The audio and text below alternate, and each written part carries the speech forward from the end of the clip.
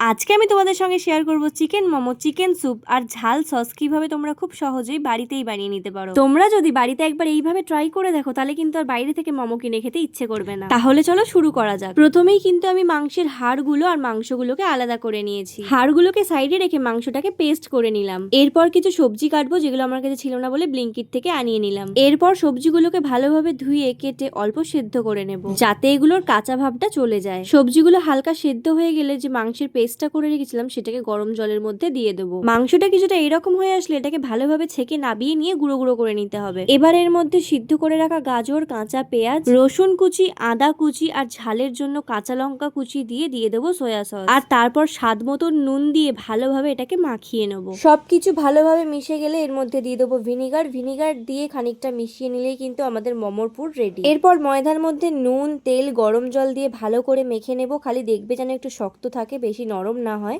উপর দিয়ে একটা ভেজা কাপড় চাপা দিয়ে রেখে দেবো। এরপর কড়াইতে ভালোভাবে তেল গরম করে ওর মধ্যে দিয়ে দেবো চিকেনের হাড়গুলো যেগুলোকে সাইড করে রেখেছিলাম। চিকেনগুলো হালকা ভাজা ভাজা হয়ে গেলে আমি এর মধ্যে দিয়ে দেবো জল। যতটা স্যুপ চাইছো তার কিন্তু ডবল জল এখানে দিতে হবে। এরপর দেবো কয়েকটা গোটা গোলমরিচ আর তেজপাতা। এবার কিছুটা নেড়ে চেড়ে ঢাকা দিয়ে 15 থেকে 20 মিনিট এটাকে আমি ফুটিয়ে নেবো। 15-20 মিনিট পর চিকেনগুলোকে আলাদা করে নিয়ে চিকেনের স্টকটাকে আমি ছেঁকে নেবো। তারপর কড়াইতে তেল গরম করে রসুন কুচি, আদা কুচি দিয়ে একটুখানি ভেজে নিয়ে তার মধ্যে দিয়ে দেবো আগে থেকে সেদ্ধ করে রাখা বিনস, গাজর আর বাঁধাকপি। এবার এগুলোকে হালকা করে ভেজে নিয়ে এর মধ্যে দিয়ে দেবো ছেঁকে তুলে রাখা চিকেনের স্টকটা। কিছুক্ষণ পর ফুটে যখন এরকম ঝাঁক হয়ে আসবে তখন এগুলো তুলে ফেলে দিয়ে এর মধ্যে দিয়ে দেবো সয়া সস আর ভিনিগার। তারপর ব্ল্যাক পেপার পাউডার আর স্বাদ মতো নুন দিয়ে ভালো করে নেড়ে চেড়ে যে চিকেনগুলো তুলে রেখেছিলাম সেই চিকেনগুলোকে কিন্তু দিয়ে দেবো। আমি এখানে হাড় সমেত চিকেনগুলো দিয়ে দিলাম, তোমরা চাইলে কিন্তু মাংসটাকে আলাদা করেও দিতে পারো। তারপর জলে গুলে রাখা কর্নফ্লাওয়ার দিয়ে দিলেই কিন্তু আমাদের চিকেন স্যুপ রেডি। এবার চলো চটপট ঝাল সসটা বানিয়ে নেওয়া যাক। তার জন্য কিন্তু আগে থেকেই কয়েকটা টমেটোকে আমি মাঝখান থেকে কেটে রেখেছিলাম। তেল ছাড়াই কিন্তু টমেটো, রসুন, শুকনো লঙ্কাগুলোকে ভেজে নিয়ে পেস্ট করার সময় সামান্য একটু জল দিয়ে পেস্ট করে নেব। তারপর তেল গরম করে তাতে লঙ্কার গুঁড়ো দিয়ে তার মধ্যে টমেটোর পেস্টটা দিয়ে দেবো। তারপর একটু ফুটিয়ে নিয়ে এর মধ্যে দিয়ে দেবো সয়া সস, পরিমাণ মতো নুন আর তার সাথে দেবো ব্ল্যাক পেপার পাউডার। আর সবশেষে পরিমাণ মতো চিনি দিয়ে নেড়ে চেড়ে নিলেই কিন্তু আমাদের ঝাল সস রেডি। এবার এটাকে নামিয়ে নিয়ে একে একে মোমোগুলো রেডি করব। তার জন্য একদম ছোট ছোট করে লেচি কেটে পাতলা পাতলা করে বেলে পুর দিয়ে যেমন ইচ্ছা শেপ দিয়ে নিলাম। এবার মোমোগুলো স্টিম করার জন্য আমি ডেচকিতে গরম জল করে এরকম নিচে ফুটো ফুটো একটা বাটিতে মোমোগুলোকে বসিয়েছি। ভালোভাবে তেল দিয়ে বসাবে,